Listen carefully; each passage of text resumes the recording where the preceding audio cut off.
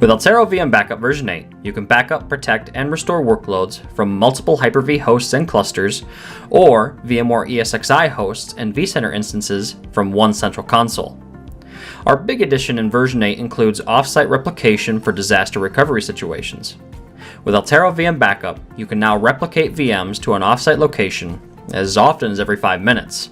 You then have the ability to bring those VMs online at the recovery location, ensuring that end users retain access to critical data and network services during a disaster. Altaro VM Backup can be managed from an easy-to-use web-based console. This central console is called the Altaro VM Backup Cloud Management Console, and it allows businesses, resellers, and MSPs to manage multiple instances of the product from a single pane of glass. Also included are our usual advanced features such as augmented inline deduplication, offsite backup with WAN acceleration, granular restores for file and exchange level items, and boot from backup, which allows you to boot a machine directly from its backup repository while the restore operation occurs in the background.